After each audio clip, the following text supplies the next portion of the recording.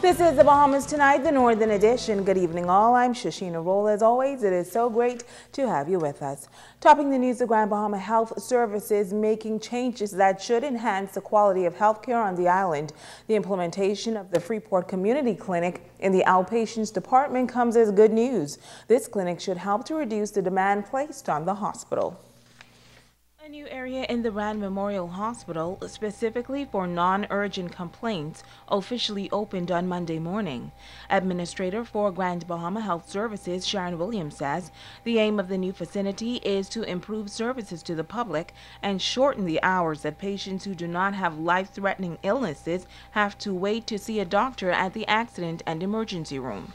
We hope that this improves access to care at a more convenient time for our clientele who can access the services after they leave work, and additionally not have to compete in our emergency room where we have to focus on treating our emergency clientele. Clinical Director and Emergency Consultant Dr. Michelle Sweeting is confident that this new initiative will significantly reduce the wait time for patients. There are 5 levels. The first level caters to life-threatening cases. However, this new unit will cater to those who are considered non-urgent care patients who fall under the category of level 4 and 5. One is the most severe, as in complete resuscitation, and 5 is to walk in, cough and cold. I stubbed my toe last week, things like that, right? So 1, 2 basically have no waiting time. 3 may range from half an hour to 2 hours, and it is 4 and 5 now that we see having that long wait time, and sometimes it can extend upward to 6 to 8 hours, and that is because the doctors are busy taking care of the more emergent cases. Dr. Tiadra Dorset Johnson, Clinical Director of Community Health Services, as well as Dr. Sweeting, explains how patients will be treated. If you're already in the emergency room, you may be rediverted once they realize that you're a level 4 and 5. However, you can also walk in the main entrance of the hospital and come to the all outpatient area. So when I say level 4 and 5, those are the non-urgent complaints. I need my child to have a checkup. I had this little cough and cold from yesterday, but otherwise, well, I lost my prescription and I have a chronic illness and I need those prescriptions redone. I bumped my toe last week and it keeps hurting me. These are simple, non-urgent complaints that can be seen in a clinic setting. Well, safety concerns and other issues being addressed in a local residential community. Sabrina Brown has the details. Residents of Imperial Park subdivision are happy with improvements being made to their neighborhood. New street signs were recently installed on 3 corners, making it easier for the areas to be identified. Local government councillor for Central Grand Bahama, Marco Carey, says the project was a joint effort of local government and the Member of Parliament for the area, Nico Grant. Today I can please to report that it's a fine, glorious day for the residents of Imperial Park, because as you can see behind me, the street signs are installed. That's one of the initiatives that they promised the residents, and today you can see that because it's 3 corners. Most of these corners have been there like for 20 years, and we have problems with emergency vehicles. They was having problems finding the area, so they don't have that problem anymore.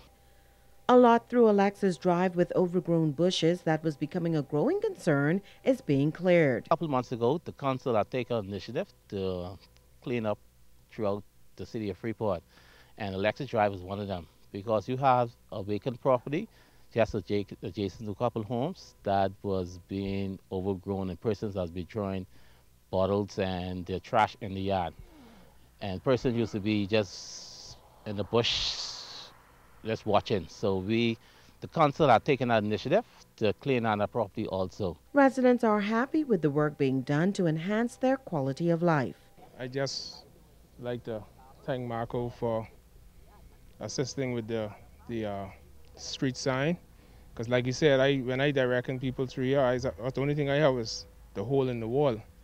So that will be a great help for directing people to the corner. Now we got stop sign. You understand? People who come to deliver what's not and what's not, they can now know where to find what's not, you know. And thanks for clearing down the bush and everything, you know. Now everybody can see straight through and everything is cleared up. Dorothy Major lives adjacent to the property that is being cleared. There were a lot of overgrown bushes, and I noticed a couple of my neighbors from way up the road will come all the way down there and dump their trash. And I spoke to them about it. I even went so far as reporting it to Inspector Curry. Sabrina Brown, ZNS Network News. In other news, police on Grand Bahama foiling a major car theft ring as 11 persons, including 2 females, were arrested. A press conference was held at the police headquarters Monday morning where officers gave full details of the arrests. Joan Davis-Roll reports. Senior officers of the Royal Bahamas Police Force announcing a break in a case by the police in record time. Chief Superintendent of Police, Clarence Reckley. Since the beginning of the year, we've had several complaints of stolen vehicles, and as a result of that, it was a major concern to us, and as a result, a special task force was launched with specific instructions to bring in some closure to this vexing problem. As a result, midweek last week, that group of officers assigned specifically to look into that had some success. Officer in charge of the Central Detective Unit, Robert Lloyd, says officers sprung into action foiling what can be described as a stolen car ring. On Wednesday, the 10th of February, 2015, a team of officers acting on information went to a resident in Heritage Subdivision where they were able to arrest 3 males and they found 2 suspected stolen vehicles. On examining one of the vehicles, the license disc was found to be false. Acting on additional information, police was able to recover 2 additional stolen vehicles in different areas of the Freeport community. Some of the stolen vehicles were stripped for parts and vandalized, with Honda Accord cited as the vehicle of choice. Police say one of the vehicles was stolen after a motorist left it running and went into a local store. The investigation team then arrested 8 persons, additional 8 persons for receiving, forgery, and stealing. All 11 suspected persons arrested, which was 2 female, 2 adult females, and 9 males, were charged and expected to be arraigned before the Freeport Magistrate Court. Superintendent Lloyd noted that the success of police was a collaborative effort. In all, 12 complaints received by the police department for 2015, all of the stolen vehicles were recovered. All of the stolen vehicles were recovered. For the 12 complaints received for the year 2015, 19 persons were charged in total for those vehicles. We would like to thank the community, the press, for their continued support in the fight against crime, also the hard-working officers in the Grand Bahama District for their commitment and dedication. Joan Davis-Roll, ZNS Network News. Now this afternoon, the 11 suspects, including a father and son team, were hauled before the court to face charges in connection with the stolen car ring. Megan Shepard has that angle. 11 persons arraigned before Magistrate Charlton Smith in Court Number 2 in relation to the stolen car ring. The group includes a father and son and 2 brothers.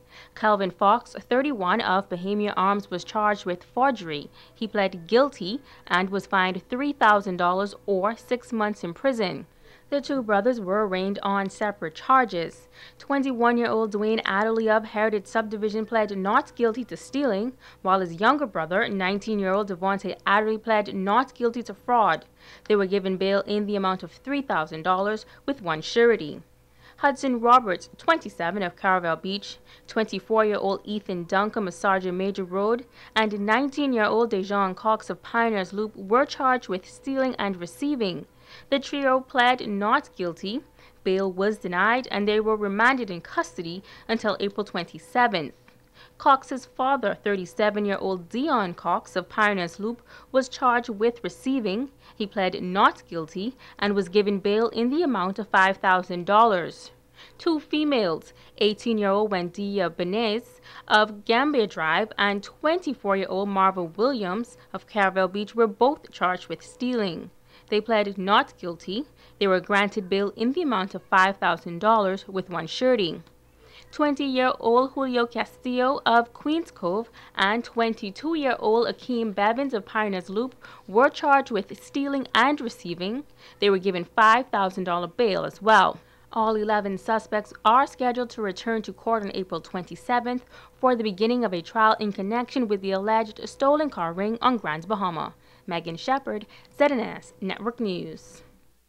Thanks, Megan. Well, police on Grand Bahama arresting two men believed to be responsible for an armed robbery. According to reports, around midnight on Saturday, a 20-year-old man was at an apartment complex on Bonefish Street, Caravelle Beach, when he was approached by two men who were armed with handguns. They demanded cash and robbed him of an undisclosed amount of cash. The bandits fled the scene in a Honda Accord. Just minutes later, acting on a tip, officers from the Central Detective Unit went to the Crosstown Mall on Settlers Way, where they observed two men in a Honda car. The men were approached and searched by the officers, which resulted in the discovery of an unlicensed handgun and an imitation firearm. Both men were taken into custody. They are expected to be arraigned on armed robbery and unlicensed firearm charges sometime this week. Stay with us, there's more right ahead. Bringing news that matters to you. You're watching the Bahamas Tonight Northern Edition. Welcome back. Students at a local institution are partnering with corporate Grand Bahama to help our precious pearls. Joan Davis-Roll reports. The story was ZNS News brought to you more than a year ago. The plight of a woman with a big heart and a passion to help the elderly, but was struggling to carry out what she described as a God-given mission. Students of the Tabernacle Baptist Academy, who are members of the Interact Club, galvanizing the support of local wholesaler, Bahamas Wholesale Agency, to present a variety of items to a home for the elderly. Interact Club president says it was not only a labor of love, but a part of the overall Interact mission. This month of Valentine's, we just saw it fit to not only reach out to the young persons who are in need, but the old persons also, and send this or contribute to the old folks home away from home. School officials Nora Spain and Darren Roll say it's programs like this one that help to teach students an important lesson about life. The proprietors of the Home Away from Home are here as recipients of a donation from, I think it's BWA, and the Interact Club, I guess, along with Ms. Roll, came up with the idea to make a donation to Home Away from Home that will assist those persons that are caring for the elderly and their day-to-day operations, which is good. It teaches our young people the importance of giving back, and that's awesome for young people to learn it at this particular age, how important it is for them not just to receive, but also to give back. So this club is presented by the Rotary Club of Grand Bahama Sunrise, and the Rotary Club's motto is always service above self, and the opportunity comes every February. It's Valentine for the school to be able to give something tangible to an organization. And this afternoon we see fit to reward the Home Away from Home in partnership, and again I say in partnership with BWA, Mr. Wayne Russell and Mr. Boros, who's representing BWA today. This is their way of continuing to partner with schools like ours and continue to partner with organizations that sees the opportunity in the community and sees the opportunity to go ahead and assist. General Manager of BWA Godfrey Burrows, along with proprietor of the home, Murphy Knowles, all thrilled about the donation. Knowles is appealing for continued support. It shows that we do care to help out the people who can't help themselves. And in any which way we can, we'll always try to help people out. Joan Davis-Roll, ZNS Network News. In other news, the Bahamas Brass Band wrapping up a musical tour over in Peru, South America. The band is celebrating 90 years in the business, and their trip to Peru was planned to give the people of that country a taste of the Bahamian culture. Band director Barry Morris spoke to ZNS News before departing for the trip. It's going to be an explosive event that they're planning. It's going to be spanned over 5 days, and they're going to hear the genre of music that we play that is indigenous to our Bahamian culture, and we're going to carry certain crafts from the Bahamas to provide them and to sort of get into their culture and show them how we do, the little straw and that kind of thing, to give them a good taste of what it is to be a Bahamian. Well, band members say their signature sound is making a big impression around the world, and Morris notes that they are just excited to have this great opportunity.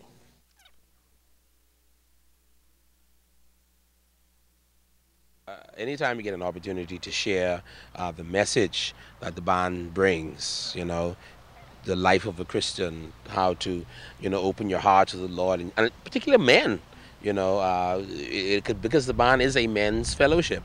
It is a men's ministry. And so anytime that we get an opportunity to shed light on that, we're overjoyed. And stay with us to check on sports when we come back.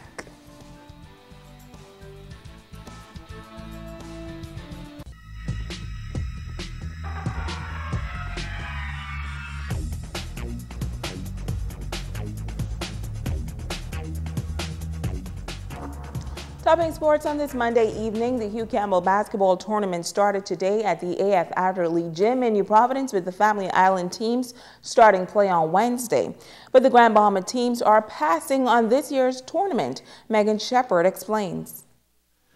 It saddens us to announce that we will not, I repeat, the 6 schools that were scheduled to participate at the 2015 Hugh Campbell basketball tournament will not be taking part this year. The Grand Bahama Secondary Schools Athletics Association, in conjunction with the Principals and Vice Principals Association, say they will sit out of the 2015 Hugh Campbell tournament. Treasurer of the GBSSAA, Wayne Smith, says the protest is based on the fact that 6 Grand Bahama schools simply want a fair tournament. We have met with the Minister of Education, the Minister of Youth and Sports, and Senator Greg Burrows this past Friday. We expressed some concerns in relationship with the Hugh Campbell basketball tournament organizing scheduling committee. It was pointed out that the schools in Grand Bahama and the top schools in New Providence were placed in the same 2 pools. Knowing that there's 4 pools, we thought that there should have been some equality of distribution, of pooling, of seeding the teams participating in this year's tournament. Smith says they sent a letter to the principal of the host school on Friday, and they have yet to receive any communications regarding their concerns. President of the association, Kenton Rule, fully supports this decision by the coaches, noting that the tournament does need some improvements. You need some kind of transparency if they're inviting you to the tournament. You need some kind of transparency and some kind of format that they need to follow, not only for this year, but on a yearly basis, to determine what format they're going to exactly follow in terms of seeding the pools. Right now, it's a big secret. How did Bishop Michael end up, with a pool, C.I. Gibson, Tabernacle, whoever it is? It doesn't matter. It doesn't matter the school. It doesn't matter where they're from. Like Mr. Smith said, these are all Bahamians and these are all kids. So, like I said, we would like a fair playing ground for all of them, not only just one school.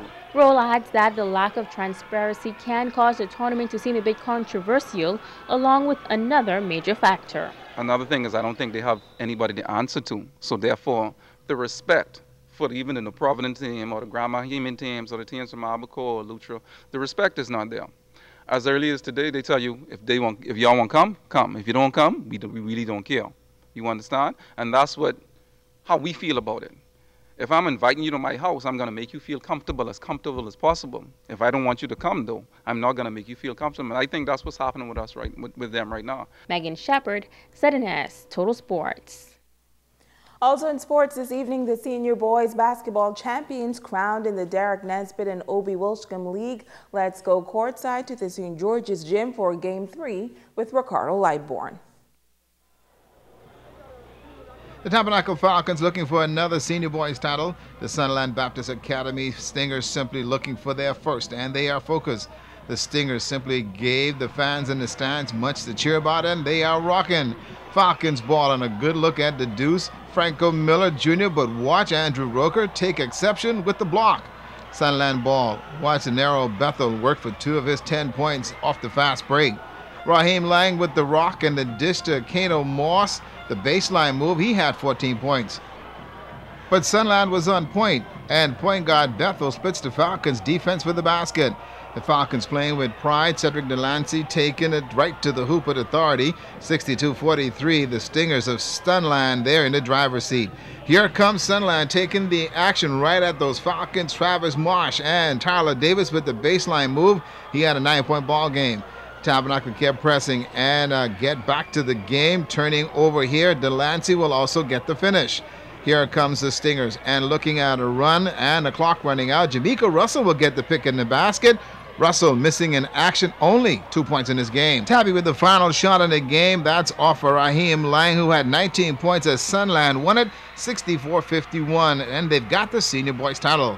A total elation for Sunland fans and our coach Jay Philippe. A lot of hard work has paid off. I am so proud of my kids. They really worked hard all year long, and it's about time that what they've been working for, it comes into prosperity, man. These guys really, really deserve it. All you see right now is the glory, but you don't know the story, because these guys have been going hard since August, to be honest with you, and it's very pleasing. I'm so excited for these guys. They've done an excellent job the whole season. In particular, my seniors, they really earned it, and they deserved it. I try to take these moments in, soak them in, don't let them get away. I like this feeling. I know it's a good thing. You learn from it.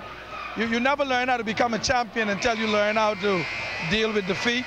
And hopefully our kids would learn from this. But it was an awesome job by Sunland. We've got to go back and to the drawing board, and I've got to get better as a coach, and our players have to get better as players and take care of some things. And I believe if we do those things that we need to take care of, we'll be fine. A special moment for the Stingers seniors. MVP, that's Daniel Wright. A total team effort for the Sunland Stingers, the senior boys basketball champions. And what an exciting game that was. Well, the league patron and Minister of Tourism, the Honorable Obi Wilshkin, was taken aback by the level of play and the support by parents and the student body. What you saw tonight was the Sunland finally winning a championship. It must be so good for the history of this institution that continuing perseverance, consistency, determination. A student who used to attend the school went away, got his education, came back. He's now one of the top students and teachers and professionals. Came back teaching now, coaching now, brought all that he learned back to the institution, and now you're seeing them rise to prominence in basketball. So I feel so good about it because, again, I believe that sport is a vehicle for national development. If we get our young people understanding the whole concept of preparation, determination, team play that brings you success, and knowing how to lose, I think we build a stronger country. And of course, we say congratulations to the Stinger family. Well, that's a check on sports.